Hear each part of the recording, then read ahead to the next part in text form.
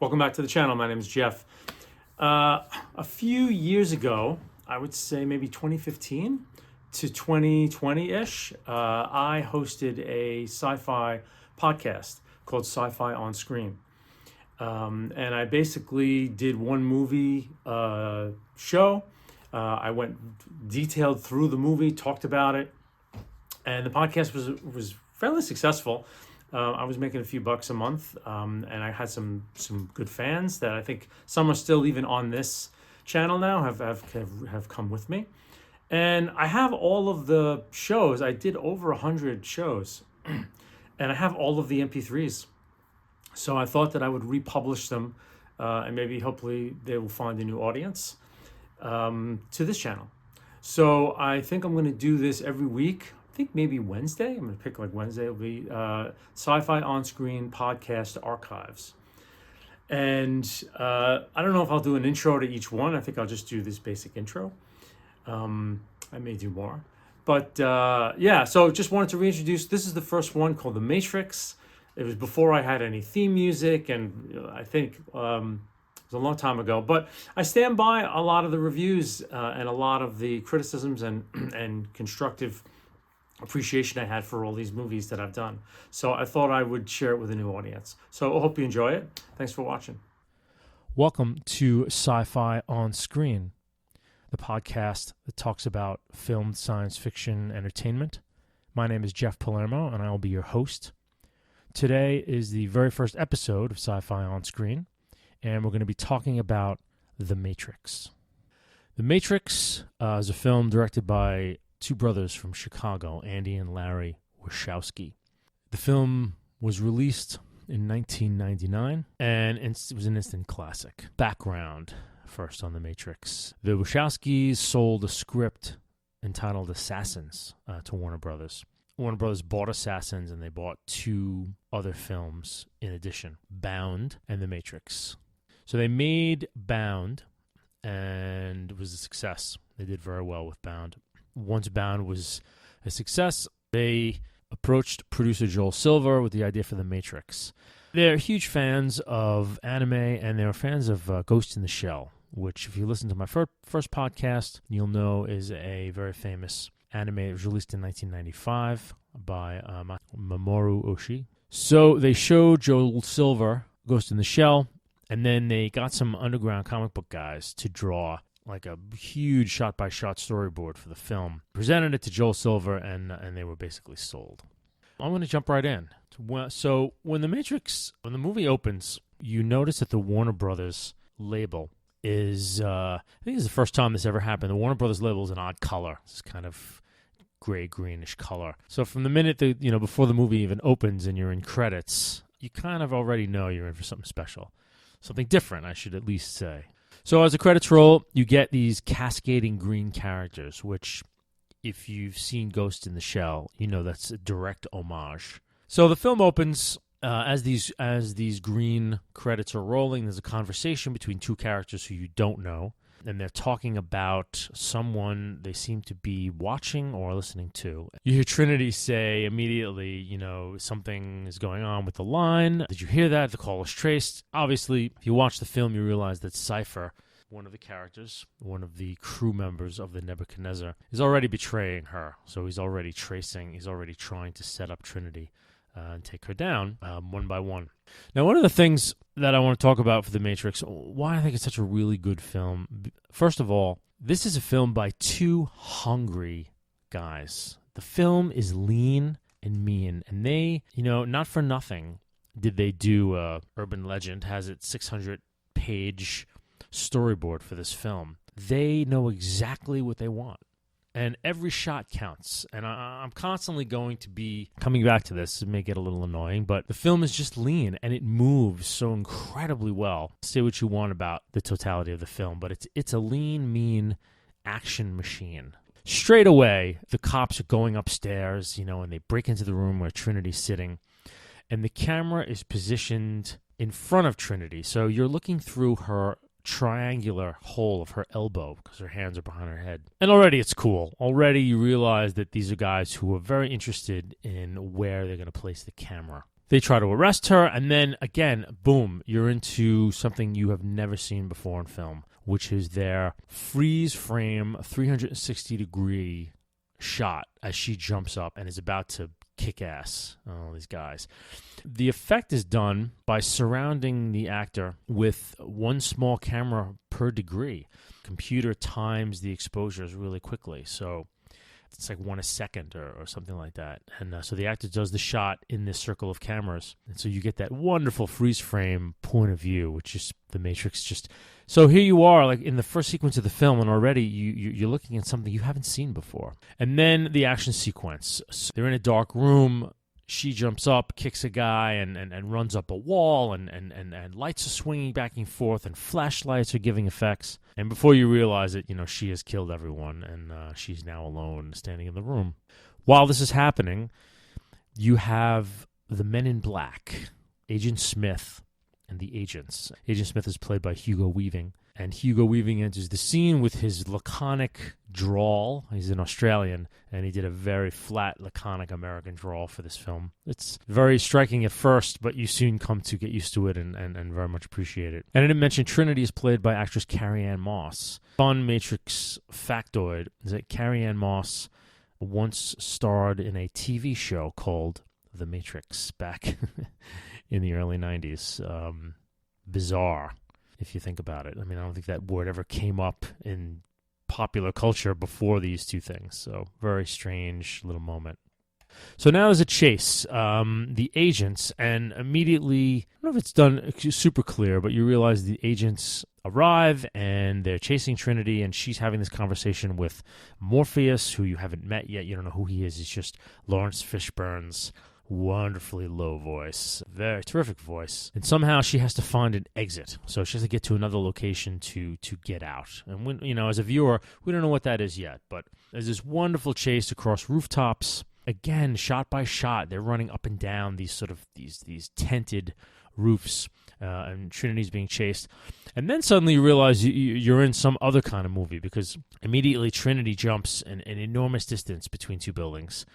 And then is followed by the agents. So something is going on here. And as a first-time viewer, you have no idea why these people can perform the superhuman feats that they can. And one of the agents chasing her lands very much like Motoko in one of the scenes from Ghost in the Shell. Again, there's no question in my mind. Opening with a super secret agent female as Ghost in the Shell opens, not a surprise. Trinity makes it out. She runs to a phone booth, and then you see one of the agents. And then I think at this point you get a sense that the agents travel instantaneously into other people's bodies. They can morph into anyone. And again, as a first-time viewer, you don't know what the fuck that's about. An agent jumps right into a truck. Trinity runs into a phone booth. She picks up the phone. The truck smashes the booth. You don't know what's going on. They don't show you the effect of anything happening to her, so you don't know how. Except the agents arrive on the scene right afterwards. They realize, you hear the phrase, "she got out." And then another phrase, "the informant is real." I think that scene, the Cypher angle in that scene was, Cypher was sort of proving that he is a mole to the agents. I think he probably made contact with the agents sometime earlier, and the agents were like, "Prove it." And so he said, "Okay, I'm going to give you Trinity." And he does. He tries to anyway, and she makes it out. What they realize is they do have an informant in Morpheus's inner circle. And you don't know any of this, except that there is an informant who possibly tried to rat her out. So then we move on to Neo. We meet Neo, who's played by Keanu Reeves. We meet Neo in his apartment. Something odd is happening to his PC. It seems like his computer is talking to him. You knock on the door. So Neo, it looks like Neo's selling programs, like hacking programs. You get the sense that he's sort of, is a low-level hacker. The computer tells him to follow the white rabbit, and he has no idea what that means.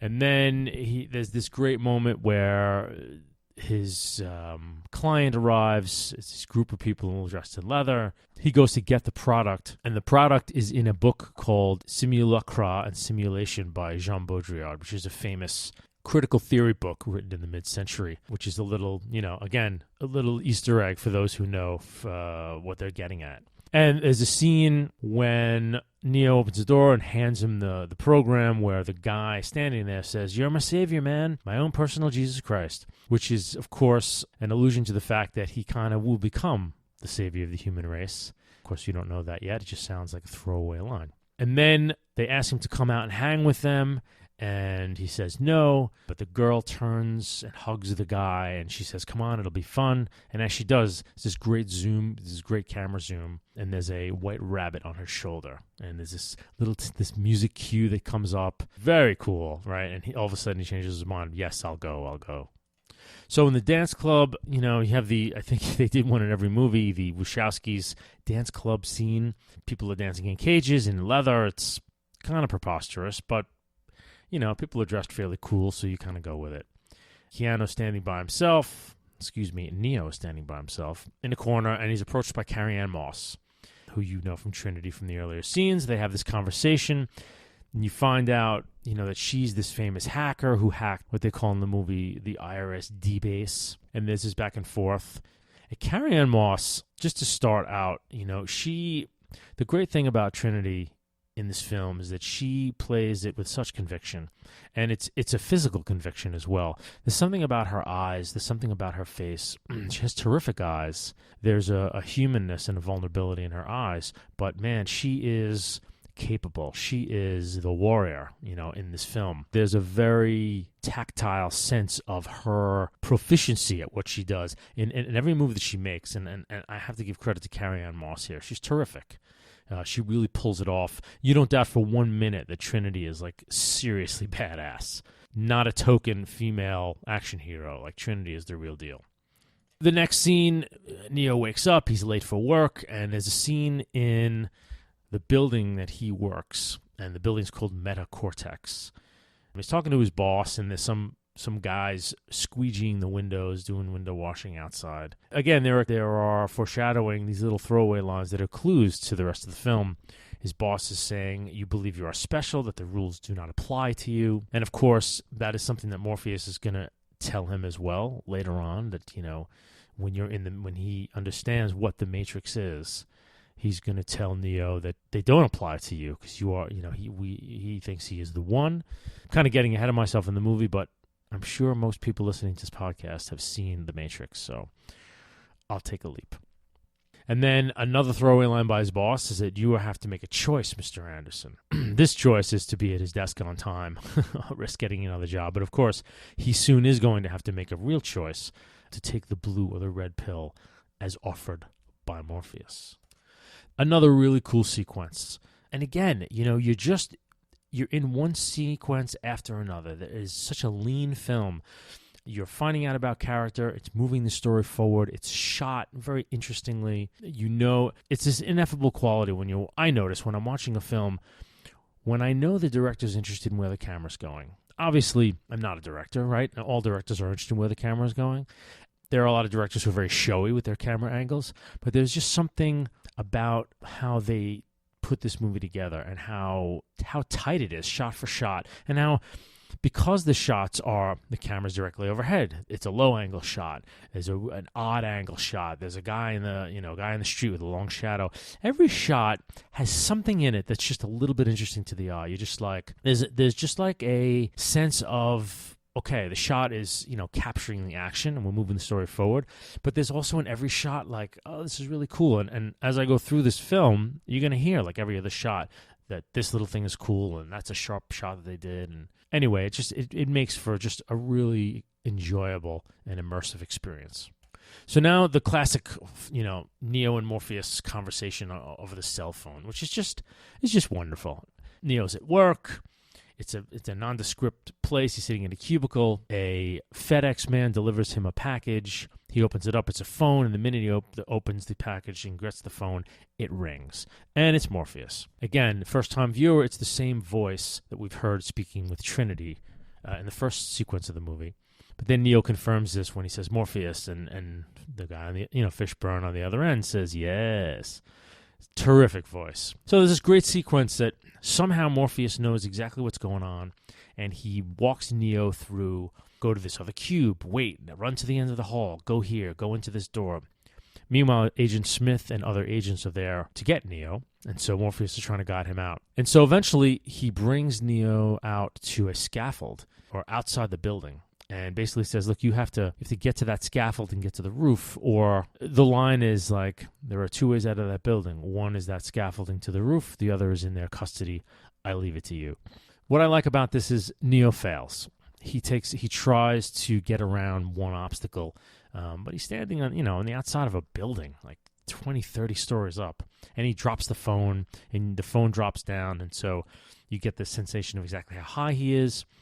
And he tries to make one move towards the scaffold and fails miserably, and then the next shot, he's being led out of the building by Smith. Our hero has failed right off the bat, which, again, it's terrific. Subverting audience's expectation. I feel like in lesser hands, Neo makes it to the roof, and there's Morpheus, and you're off right away. Trinity is there, monitoring things, so when they bring him into the car, the agents, you see it through Trinity's rear view mirror of her motorcycle, and it's a crystal clear shot. And again, it's just like eye candy. You're like, cool shot. So the next scene is in an interrogation room. It's Neo with Smith, and it's the first time that they've met, facing off against each other. This is Hugo Weaving totally owns this scene and takes his time, and everything's done very deliberately. Opens the folder and has this, his wonderful laconic drawl is in full swing. So he interrogates Neo. Neo basically tells him to go fuck himself. Then there's this incredible scene where, he tells Neo's like, I want my phone call. And Smith is like, well, what good is the phone call if you can't speak? And this flesh starts extending from his upper lip and lower lip to cover his mouth. It's a creepy sequence. That's not over yet, and they get him down on the table, and they hold him down, and they put this bug in him, which is very Star Trek II, Wrath of Khan. This time it goes in his belly button, and not like Chekhov and Terrell, where Khan put it in their ears, which was gross. This is pretty gross too, though. So all of a sudden, Neo wakes up in his bed. He thinks what just happened was a nightmare. You, as the audience member, are not sure whether he dreamed the whole thing. Then the phone rings, and it's Morpheus. Basically, Morpheus tells him to meet him because the Adams Street Bridge. Now, this is the first time in the film that things aren't so precise, because even Morpheus says, this line is tapped, so I must be brief. And he goes on to tell him, if they knew how important you were, you'd already be dead. If they only knew, basically giving up the ghost on the phone. So it's an odd thing. The line is tapped, so I'll tell them everything. Very strange. So you're into the next sequence. It's raining again. Beautiful. They're great with rain and darkness and shadows. He's there on the bridge. Car comes by. One of the car that the Morpheus' team uses, where the front and rear doors open sort of opposite each other. So the front door opens as normal, but the rear door opens where the hinge is sort of behind you, not in front of you. So they both open kind of opposite each other. So just cool, just a cool car. I don't even know what the make of it is. I'm sure you look it up on Wikipedia and you get it very quickly. Neo gets in the car, Trinity's in the back seat, and now there's two new characters we haven't met are in the front seat. I believe it's APOC and Switch. APOC's driving, so Switch turns around, pulls a gun on him. And she's like, take off your shirt. And he looks at Trinity, and Trinity's like, you have to trust this Neo. They stop the car. Neo's like, fuck that. He opens the door to get out. And again, if you're doing a hero's journey, second refusal of the call, he's basically like, screw you people. But of course, Trinity talks him into it. And there's another throwaway line here, again, another allusion, if you're watching the film a second or third time, where Switch says, listen, Copper Top, it's our way or the highway. And of course, he will find out that he is, in fact, a battery eventually when this big reveal happens, not too far in the future. Pull into the place where they're going to meet Morpheus, and you've got a camera looking straight down, and you're following the rain.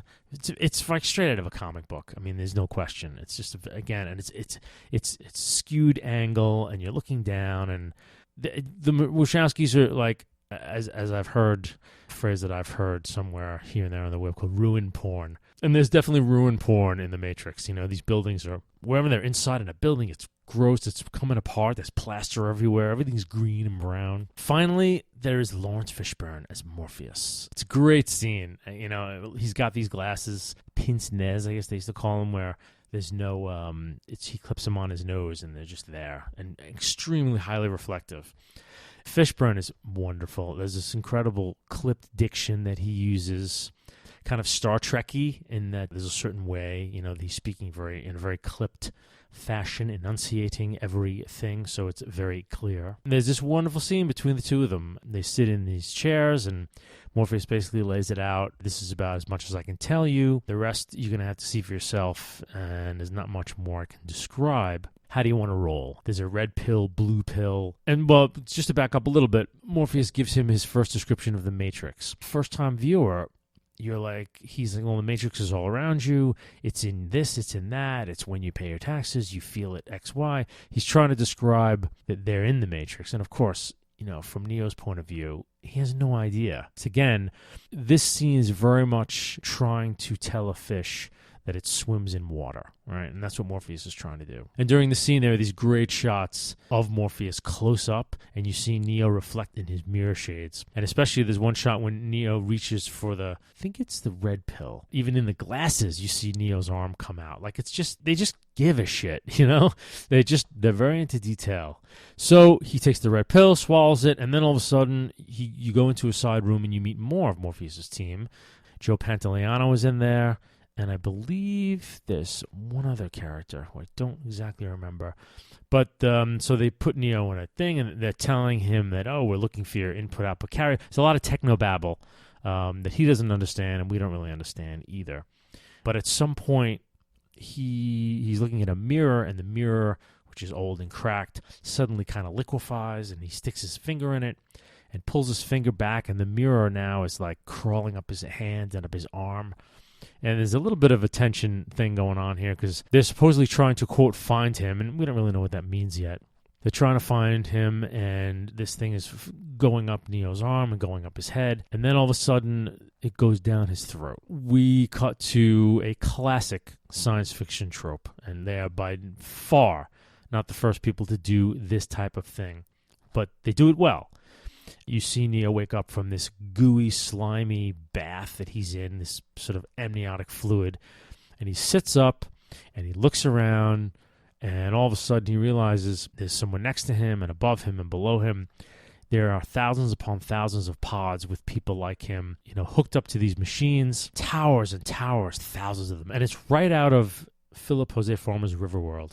If you're a Riverworld fan, I do not mean any of the filmed Riverworlds that were debuted on Sci-Fi. Do not even speak to me about those things.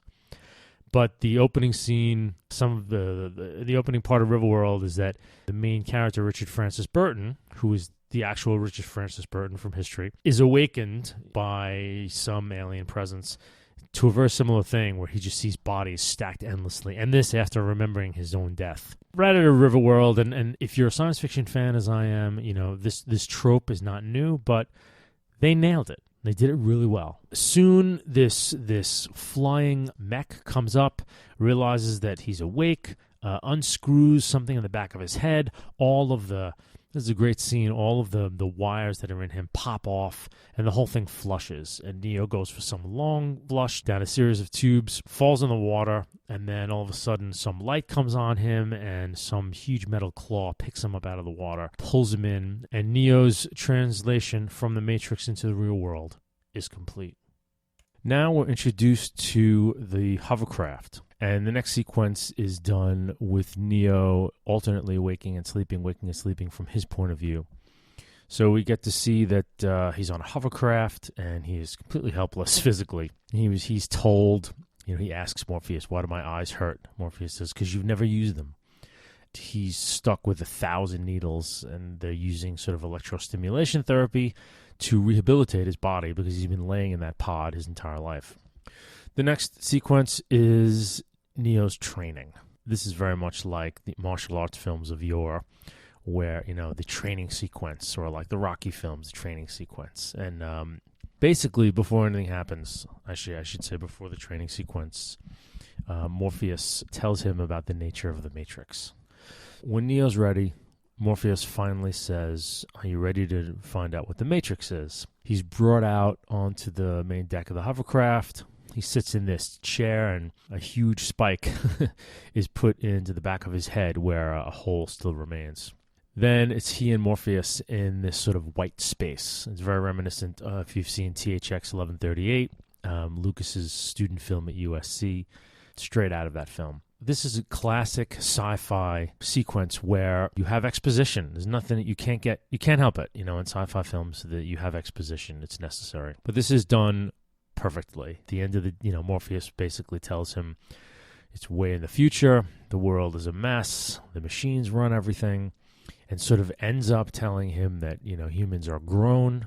He's seen the fields where human beings are no longer born. They're grown. And at the end, holds up a battery. What is the Matrix? A computer-generated dream world meant to keep human beings distracted and under control while they are made to feed the machine's civilization. You as a viewer, take that metaphor as you like, but it's a wonderful metaphor for kind of how our society works in a sense, where the youth are born and raised and we're sold the system of capitalism, which I am too small a mind to possibly judge what effect and how good or bad it is in terms of a way to run the world. That'll be decided thousands of years from now. But it is sort of a metaphor. The new blood is taken every generation to continually feed this system of control to political parties and selling and profit and loss. And the great thing about the film is you can take that and kind of go with it on your own, but the film quite literally is representing it. In part of the explanation, Morpheus says to Neo, "Welcome to the desert of the real." That is a phrase, I think, in some commentary that was sort of attributed to Jean Baudrillard or one of his compatriots. It wasn't exactly a quote, but it was might have been a chapter in one of his books. But again, another cultural Easter egg. Neo freaks out, and then later on, Morpheus explains why Neo's so important, and he explains that there was a man born inside the Matrix who could change everything. Prophecy basically says that one day that man will be reborn, and Morpheus thinks it's Neo. Now, we have no idea why Morpheus thinks it's Neo, what constitutes the one, how he's been looking for Neo, like what are the traits of the one that he's looking for. But regardless, we realize we're in a Chosen One story now. At one point, Tank, who's one of the operators aboard the Nebuchadnezzar hovercraft, tells Neo that there is a last human city called Zion, and, quote, buried deep underground where the earth is warmer, unquote. I mean, they're taking a little leap with that one, but whatevs, right? So basically now the next phase, Neo is still processing this, and he needs to be trained. He needs to be trained in how to operate in the Matrix. And Tank starts to train him. And basically, the next little thing we get in this movie is this notion of instant knowledge. Neo's laying on a couch. Tank says, we're going to, start you with some combat training. And he holds up a little diskette, and Neo's like, I'm going to learn Kung Fu.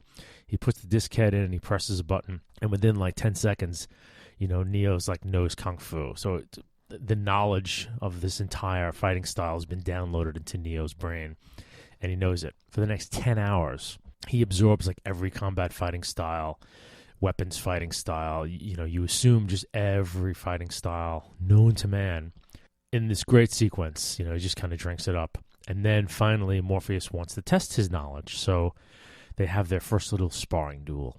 This is the first time we're getting into the martial arts aspect of things. Although we had some with Trinity, this is the first time we're setting it up. So the next scene is in a dojo, straight out of any kind of martial arts action movie. Basically, Morpheus is saying to Neo, hit me if you can. A bit of the style here. What's terrific about this is the Wachowskis are huge fans of Asian martial arts films, and they hired a guy named Yang Wu Peng. He's been choreographing the Asian martial arts styles of Wushu, and since the Wachowskis used him now, he's basically choreographs everything that's martial arts.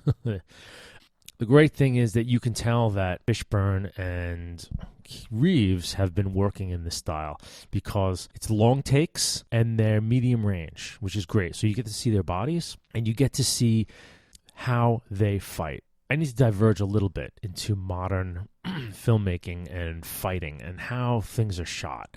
Since the late 80s, early 90s, the blizzard of cuts style has been really taken over in action movie directing.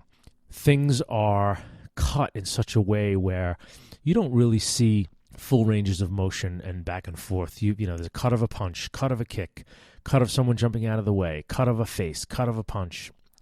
although it's impressive and very kinetic, things are being, this incredibly potent action is in front of your face at every shot. After a while, there's no art to it. I mean, yes, there's an art to the cutting of it. But in terms of two people fighting each other, it's very flashy, and what you never get are the mechanics of the fight. The great thing here is that the Wachowskis know this. They've actually choreographed these battles, these fights between, for right now, they choreograph this fight, shot for shot, punch for punch, kick for kick. So they pull the camera back, and although the camera may swing left and right to follow a punch, you get to see the whole fight, and you get to see the mechanics. How does Neo block a punch from Morpheus? What happens when Morpheus throws a punch, and what happens when Neo throws a punch or a kick, and how are these moves put together in a strategy? The Wachowskis do this terrific. So you have these long takes, and when they do use cuts and change the camera angle, it's very creative. There's a scene where Neo runs up a wall and then flips back over Morpheus, and the camera pulls way back. And so, what you never have during, martial arts fights is like a long shot, seeing a larger strategic shot of this fight. It's done really well. And the fight is very dramatic. It's done in stages. First, it's Neo trying out his new skills, realizing that Morpheus is just way more skillful than he is. And then the fight breaks, and Morpheus is like, now he's training him. He's teaching him, like, how did I beat you? And he's trying to get Neo to recognize that they're not breathing air. They don't have muscles. That this isn't the thing in his brain that's normalized because of the way he's lived his whole life, is that this is actually a real place. You're faster than me. And Morpheus is like, how is that possible? This isn't a place where I'm using muscles or breathing air, or you either. How is it possible that I could be faster than you? Now we get into the metaphysics of the Matrix, and the spiritual sort of training, which martial arts films always do. It's terrific. And so there's a point to the fight. And that's the thing that I'm going to go over more and more in these podcasts, is that directors can lose audiences so easily by making a fight not matter.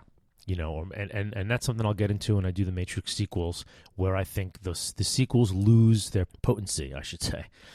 The fights don't mean as much, or when the fights happen, or where the fights happen for a large part. So right now, this fight matters. It matters, number one, because this is Neo's first experience, so it's fresh, number one. Number two, Morpheus is trying to teach him. He's trying to say, you're somewhat superhuman. You have to allow it to happen.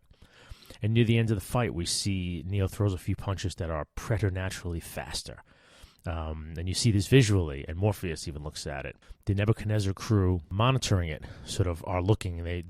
Everyone's blown away in that moment about Neo's a flash of potential in him, right? It's a terrific sequence. And again, it's part the beginning of the Matrix's sort of metaphysical or spiritual theme.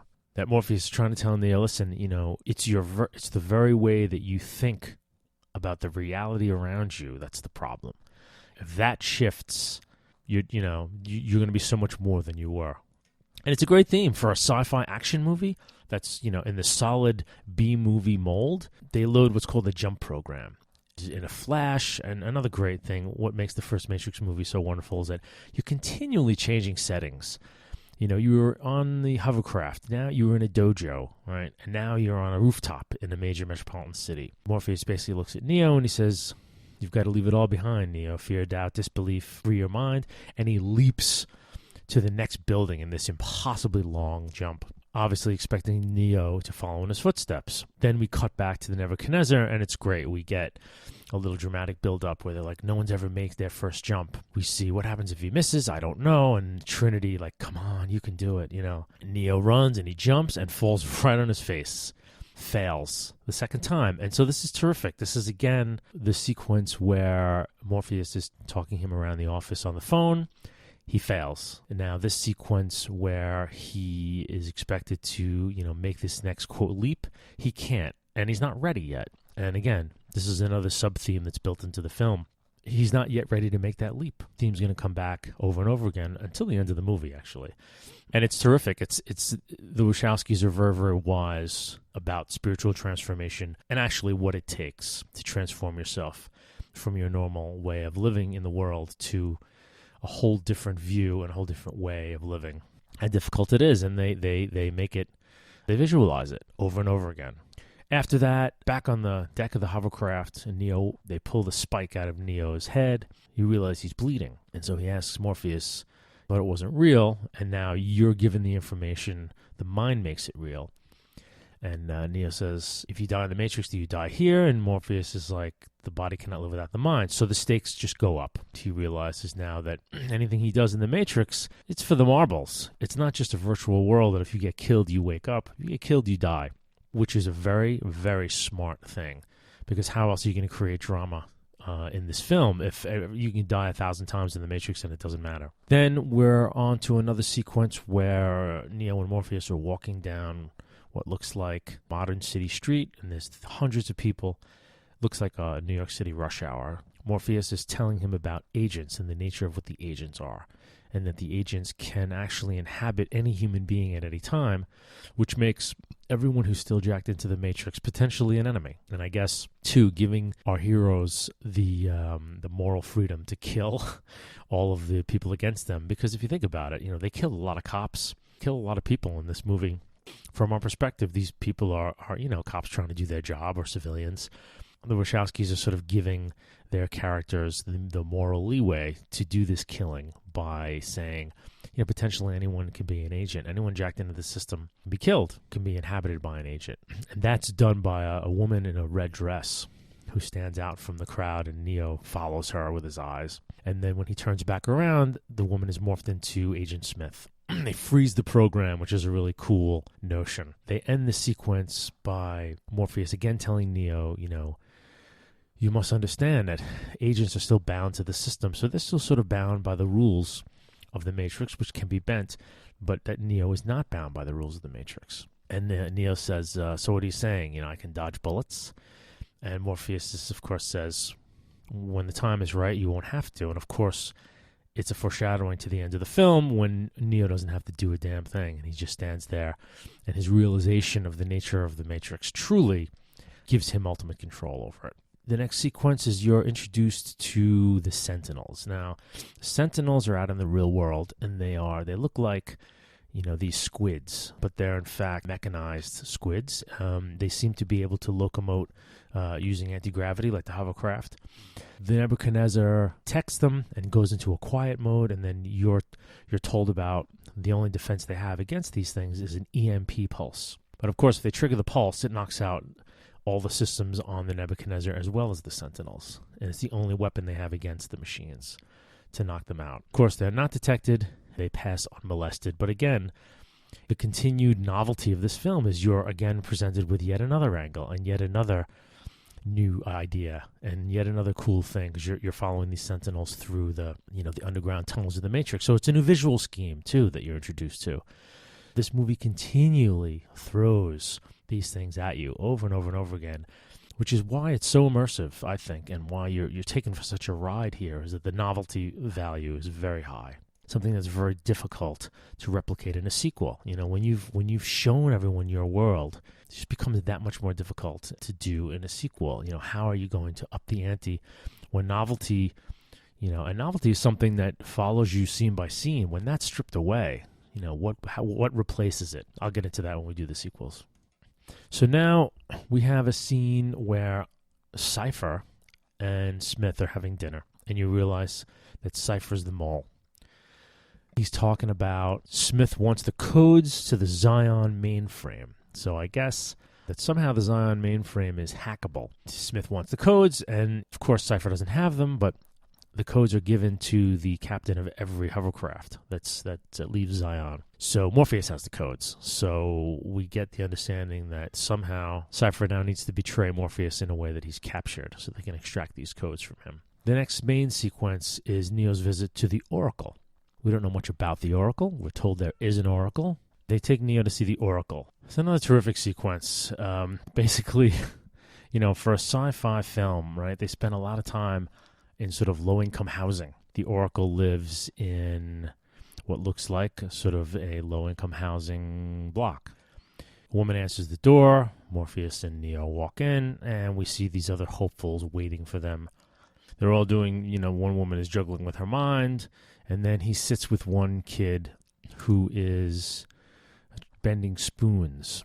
And of course, he tries it. The child tells him, don't try to bend the spoon. That's impossible. Only recognize the truth, which is there is no spoon. And of course, they're in the Matrix now.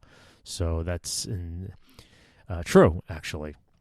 And of course, Neo bends it. There's some really cool visual effects where you see Neo's face in the bent spoon. Again, they do that over and over in the film. And personally, every time I see it, I just get a kick out of it. I really like it. Now he goes in to see the Oracle. And again, for a sci-fi film, everyone here is all the controlling, I wouldn't say controlling, but the figures of authority here are all African-American.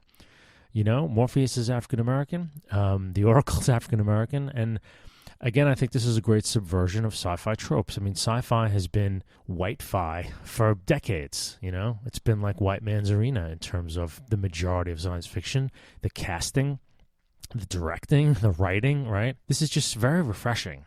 The Oracle, played by the wonderful Gloria Leonard. So his big moment with the Oracle is in a kitchen, is in a rundown kitchen. The Oracle's making cookies.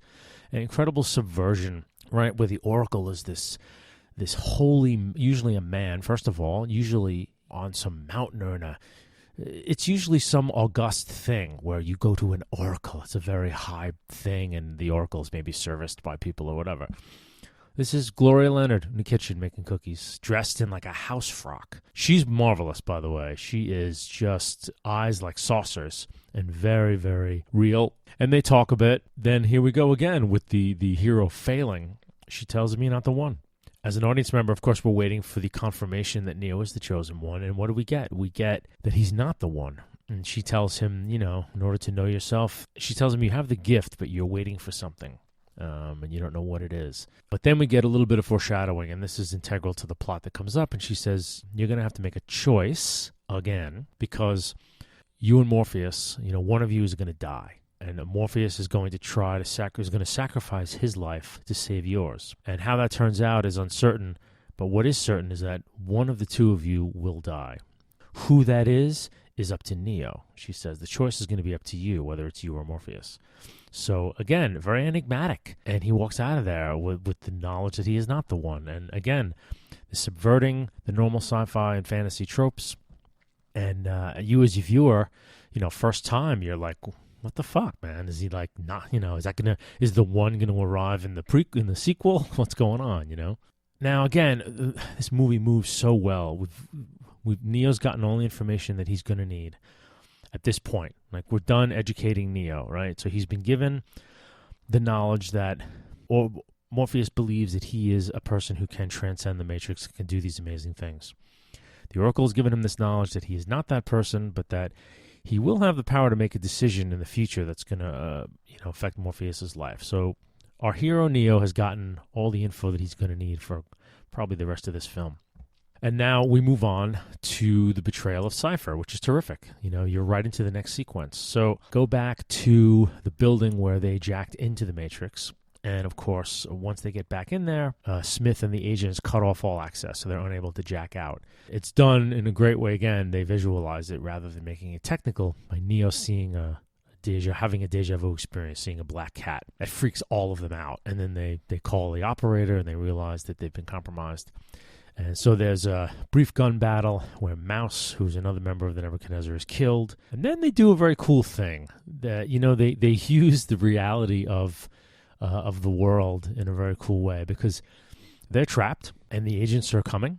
And so Morpheus asks Tank to pull up a schematic diagram of the building and to find out where the nearest wet wall is. For those of you who don't know much about building maintenance, which I would say is most of you, the wet wall is designed to a building where there will be a wall where most of the piping that provides water and removes waste will come up a singular or maybe two wet walls or three in a building. And you'll design the rooms around this wet wall. So the bathrooms on every floor, will be in the same location because the wet wall is serving them. I currently work in building maintenance and management right now. So I laughed when that happened. I was like, oh yeah, it makes a lot of sense. The speculative element of it, whether the wet wall is large enough to hold them all, as they basically poke a hole in the wall and they all disappear inside the wet wall, which I can tell you is about the grossest place in the known universe that you want to be. Rats and bugs, and it's disgusting. I mean, it's dark and moist most of the time, and almost no air gets in there. So, but this is Hollywood, so the wet wall's kind of cool and quite dry. They're filming it from an angle where, an impossible angle in a sense that they've sliced off the side of a set. So you can see clearly the wet wall versus building where the agents are searching for them. You could have done a dozen Hollywood or sci-fi things to get them out of this building. But to use something that's grounded in real-world architecture, terrific choice. There's a point where Cypher sneezes because someone kicked dust on his face. And you as a viewer, you don't know whether he allowed himself to sneeze because he needed to prevent Morpheus from getting away, or he actually sneezed quite inadvertently. It's very ambiguous, but Cypher sneezes, and so the agents know that they're in the walls. They start shooting at them. Morpheus then screams to Trinity to get Neo out, and he crashes through one of the walls, and he and Smith face off for the first time.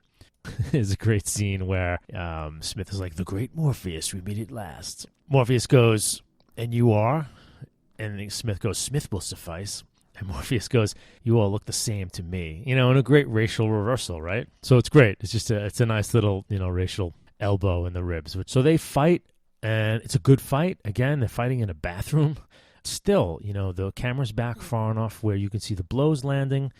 Morpheus is utterly, outclassed, and he's beaten and done and taken. And then Cypher's continuing betrayal so they find an alternate exit. So the rest of them escape, actually. They get out. But Cypher is the one who gets back first. It's back to the Nebuchadnezzar, and he kills Dozer with what looks like a big sort of electrical welding apparatus of some kind. Looks like he kills Tank and Dozer. Drops the weapon. As Trinity's about to jack out, they have this conversation where Cypher's now in the Nebuchadnezzar, and she realizes he's betrayed them. So he begins to kill the rest of the crew. APOC, Switch are killed because he pulls the spikes out of their head, but you actually have to download back into your own brain. He severs the connection while the consciousness is in the Matrix. Your consciousness kind of has to return to the Matrix, and then you can safely pull that jack out of the back of your skull and you're back. But if it's pulled out prematurely, you're dead because it kind of sort of separates your consciousness from your body and you're done. So he kills Switch, he kills APOC, and he's about to kill Neo when, in a nice Han Solo moment, Tank actually wakes up, grabs the welding gun, and kills Cypher, allowing Trinity and Neo to return to the Nebuchadnezzar. So now we move to a conversation between between Smith and Morpheus. And the Wachowskis take their time here to deliver some nice philosophical ideas. Smith explains to Morpheus that the first Matrix that was loaded, the machines decided, in order to pacify human beings and keep them really happy, the first Matrix was a paradise where there was no suffering. No one suffered. Everyone was happy and fulfilled and content. The line of the film is it was a disaster, that humans rejected it. So there's this great notion of they're getting into the nature of what it means to be human, that we would reject utopia.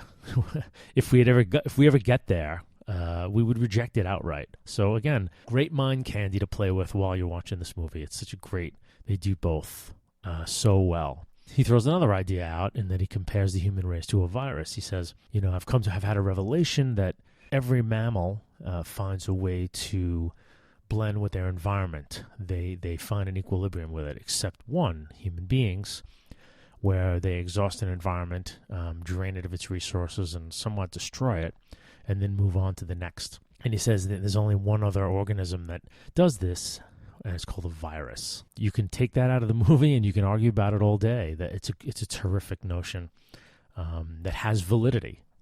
So those two nuggets delivered. Now we're back into the story. And Neo realizes, Tank and Trinity now realize that since Morpheus is captured, it's only a matter of time until his brainwaves change their characteristics. And in that moment, Morpheus will tell them anything they want to know, and the Zion mainframe codes. So Tank is like, we have to, there's no alternative. We have to kill Morpheus. And he's about to pull the spike when Neo realizes that this is the moment the Oracle told him about, that he had to make this choice to sacrifice his life for Morpheus or let Morpheus die. So he tells Tank and Trinity to wait, and basically tells him that, he believes that he can bring Morpheus back because of what the Oracle said, that if he simply makes the choice to do it, that it will work. They both are like, you're crazy, and he's in a building guarded by dozens of agents. You'll never get him out alive. And then he also he's like, he sacrificed himself to get you out. And then he tells them, well, that was a mistake because the Oracle told me that I'm not the one. There's no reason for him to die. There's no reason for him to get me out. I believe I can get this guy back. It's a plausible reason for them to go back into the Matrix to try, which is, again, in action movies, when writers are respecting their audiences, you're moving into the movie in just a greater way. They ask Neo what his plan is. He's like, guns, lots of guns. From this point on, the movie goes into sort of its last final act. The next couple of sequences get really, really out there in a sense. It obviously you're in a world where you could make anything happen, but up till now, most of the things that have gone on have been, although fantastical, fairly rooted in sort of things that happen in real life and the way gun battles are, and the way people fight, and so on and so forth. But now there's this sort of bubble of hyper-reality now comes in where Trinity and Neo enter the lobby of this building with just guns and explosives. Cue the techno soundtrack. They enter into this huge battle where there's tons of slow-mo. The lobby itself is made out of this easily ablative stonework. So at points in the battle, and it's quite beautiful at times, that Neo or Trinity are running through like a sea of fragmented stonework and dust. And it's pretty cool. I mean, as in terms of visual action movies, again, the Wachowskis were, they really dialed it up a notch. But there's something about the fight to me that's a little goofy. The music is kind of like, the music makes it more of like a fast, fun thing. The way they're fighting and, dodging bullets and someone shooting at them and they duck and, then kick the gun out of the guy's hand. There's a lot of that in this fight. Dozens and dozens of bullets. So they kill everyone. They get into an elevator. They make their way to the roof. So they get to the roof finally. There's a battle. Now there's an agent on the roof. At some point, the agent and Neo face off, and Neo, basically empties all his clips, and the agent moves in this incredibly fast way, evades every bullet. It echoes what Morpheus says earlier when he's training Neo. People have entered entire clips of him and hit nothing.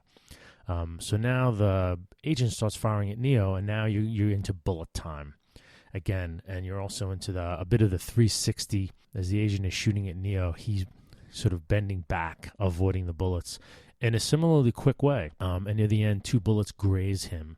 And the agent walks up, and it's like only human after all, and is about to kill him. And then Trinity is there with a gun pressed against his temple with his great line, dodge this, kills him. And again, the shot is terrific. Trinity pulls the trigger, and you get the reaction of the body as it falls. A great shot. And again, Carrie-Anne Moss, just very commanding. And then another great plot moment where they need the helicopter. Neo asks Trinity, can you fly this? And she says, not yet.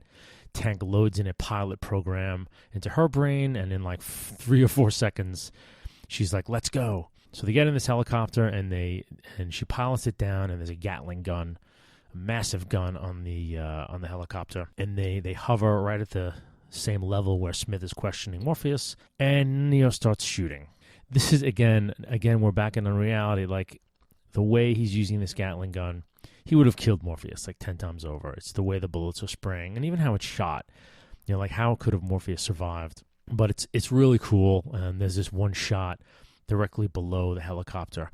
The rotors are spinning in slow motion, and there's just this rain of brass shell casings that come out. It's really cool. He kills all the agents in the room. Morpheus gets up and runs to the helicopter, but of course he's too weak to make it. So Neo ties looks like that scene from My Favorite Year when Peter O'Toole ties the hose to him, or in Die Hard, which is probably from Die Hard. McClane ties the hose to his belt, jumps out the window.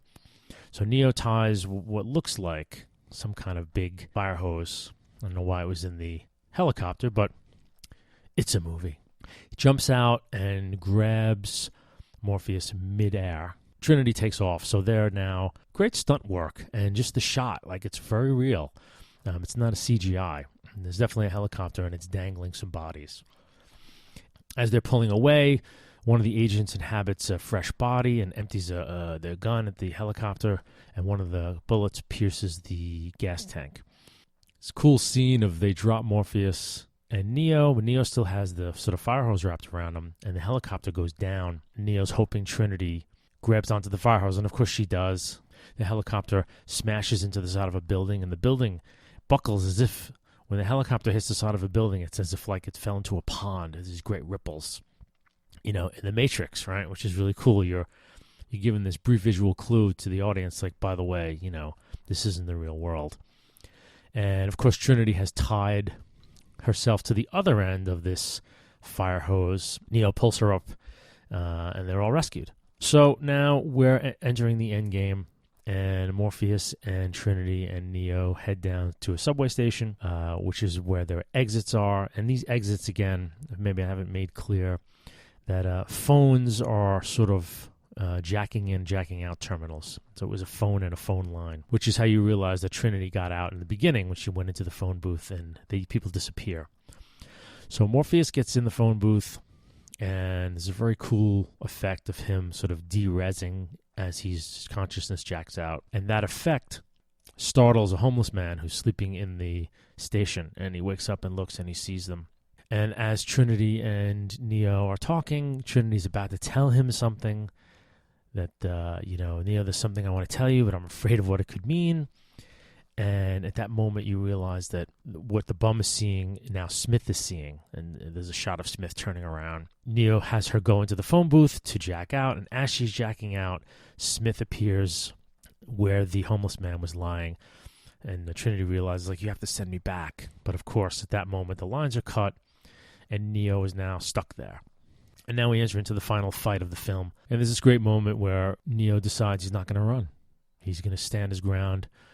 He's beginning to believe in himself as someone who can do great things. They have this great fight. They start by running at each other and emptying their clips, and they both end up face to face with guns at each other's heads. There's this great line. Smith says to Neo, "You're out." And Neo says, "So are you." So they drop the guns. They start their fight, and it's a terrific fight, and it's filmed in the same way that the Morpheus-Neo fight was filmed. Lots of long takes. You see the choreography of the fights. You see multiple hits land in one take on each side, and so you get a sense of the strategy. And little by little, Neo, while he puts up a hell of a fight, just gets his ass handed to him eventually. Smith finally grabs him. There's a great sequence of where, a piece of paper blows, and you close up on Smith, and you realize he knows the train's coming. And then he looks back at Neo. And it's a great moment where as an audience member what's going to happen next because of the way it was shot. It's perfect. So much of what cinema should be, that those visual cues are right in there with the script. And you're getting cues and you're getting all kinds of things from the visuals as well as exposition. Smith drags Neo in front of the train, and he's holding him there. And of course, he doesn't care if the body he's in gets demolished, because he'll just appear in a new one. It's this great moment where, Keanu Reeves gets his action movie line where Smith says something about Mr. Anderson, and he says, "My name is Neo," and he leaps up, smashes Smith against the ceiling. Smith falls down dazed, and then Neo does a backflip out of the way of the train, which demolishes Smith. It's a terrific last-moment action movie win, as it were. So Neo is now walking away, and all of a sudden, the train that is coming in, the brakes slam. Of course, Neo does not run. He's not sure what this means. He stops on the steps, turns around. The door of the train opens, and out walks Smith as if nothing's ever happened. And he realizes at that moment that, right, in his current state of abilities, these guys are unbeatable. So he runs. At the same time, back on the Nebuchadnezzar, the Sentinels now have detected the Nebuchadnezzar and are closing in. The dramatic fulcrum now upon which this rests is that if they trigger the EMP while Neo's still in the Matrix, all of the apparatus connecting him will turn off, and his mind will be separated from his body. He dies. Now you watch as the Sentinels grab onto the ship and start to laser open it up, tear into it. And on the other hand, now Neo is running from the agents, and he's got a tank guiding him to go into this room, go into that room. And there's some great sequences where he bursts through a room where an old woman's cooking dinner. By the time he gets to the other end of the room, a knife appears next to his head, and he turns, and it's Smith. So you get this notion of, like, The agents are leapfrogging through people to keep up. So through dodging bullets and dodging agents, he finally gets in front of this room 101, which is where the movie began, which was the room where Trinity was busted by the agents initially. He opens the door, and Smith is standing behind it and shoots him. And it's all done in slow-mo. You know, you as the audience, great reversal. He backs up into the door. He shoots him again. He doesn't go down, and empties the whole gun into Neo. And Neo backs up into the hallway, drops. Anderson asks another agent to check him. The agent takes his pulse. He's dead. So Morpheus and Trinity see this, and they don't know what to do. The Sentinels are tearing through the ship. They're completely blown away. They don't know what's going on. Morpheus is like, but he's the one. And then Trinity has a little scene where she says, the Oracle told me I would fall in love, and that man would be the one. So she's like, so you can't be dead because I love you. And through the power of love, ladies and gentlemen, Neo is resurrected. And he wakes and stands up. And when he does, in that moment, you see from his point of view that he is looking at the Matrix in an entirely new way. So the shot of the hallway and the agents consists of green characters. The whole thing is in green characters. And of course, the film swells now with a chorale cue. All the agents, the three arms of the agents rise and they empty their guns at Neo. And Neo calmly looks and says, no. And all the bullets stop right in front of him. It's a great bullet time moment, hearkening back to Morpheus's telling him in the training sequence, you know, when the time is right, you won't have to dodge bullets. Morpheus, of course, he is the one. You hear him say it, and Neo picks a bullet out of the air and looks at it as if he's looking at a piece of dirt. All the bullets just drop down. He looks at the agents, and he starts running towards Smith. And this great moment dives into Smith. These weird bubbles start to happen, and basically Smith explodes. And in his place, Neo emerges, flexes his muscles, and the other two agents run. So I want to talk about the death of Neo because I think it's a really amazing and important moment in the movie. That it may seem like, you know, if at first glance some kind of plot machination to add dramatical weight to the end of the movie, that he's going to die and that he'll be brought back to life by Trinity's love. But in fact, the way I see it, the way I look at it, and the way I really enjoy to process this film, is that the Wachowskis really have subverted the hero's journey. They really have. Neo as a hero is kind of a epic failure over and over and over again. He, in his first test, when Morpheus is talking him through his job to escape the agents, he fails. When again he's offered a ride in the car and take off his shirt, he refuses. He's about to get out. He has to be coaxed back in the car. When he's in the dojo with Morpheus, you know, he can't really get past his limitations in that moment. There's a moment when you see a glimmer of it, but then he goes to the jump program, fails utterly. The continual failure extends to when he goes to visit the Oracle. She tells him point blank, you're not the one, over and over and over again. So in his limited mindset, yes, he does rescue Morpheus and he succeeds and then utterly fails to beat Smith. Even though he beats Smith in a heroic effort that takes everything he has, Smith walks out of the train completely unscathed and ready to do that over and over and over and over again, dozens and dozens of times, and Neo knows he doesn't have it in him. And it actually takes a death, actually takes him to die, for him to resurrect sort of into the one. And it takes an energy and a set of information from another source. In this case, it's Trinity and her love for him that infuses him and allows him to finally release the limitations of his old way of looking at things. I think this is a terrific example of what it takes to transform spiritually. When one transforms in their life, spiritual transformations are often these incredible shifts of perspective. After the shift of perspective, one usually looks back and sees, in a sense, it's still amazing that one achieves that sort of new perspective. And you realize that it does take, you do struggle until the very last moment, until the very last breath. Because all you know, all you can do is to use the same rules and the same strategies and the same things over and over and over again. You don't know anything else. You actually literally cannot conceive of a new way to perceive the world. And the Wachowskis, I think, understand this, and they understand that to go through a true transformative process takes a death of your ego, a death of your expectations. You letting go of something that you thought at some point in your life you could never let go of. It's wonderfully portrayed in an action movie as the protagonist actually dying. His death, I think, makes incredible thematic sense if you're interested in reading the movie the way I am, and you might not be. But I read the underlying theme of this movie as really a spiritual transformation from Neo, and the one being indicative of he's the one who can make this transformation, and then later on he can guide others to do the same. From his awakening from the Matrix to the real world was one journey. Neo made the next one. That no one else, Morpheus or any of his crew or anyone else of the humans who have left the Matrix, they're stuck still in this limbo. And it takes Neo to allow them to ascend actually to the next level of existence, which I think this death quite well represents. Now, the only problem with this moment is that the way the film was cut, the timing of the Sentinel attack and all of this that's happening to Neo is that there's a moment where the Sentinels are already in the ship and they're already almost on the deck, the main flight deck. And that's the moment where Trinity has her speech and then Neo has his transformation. So all this time passes.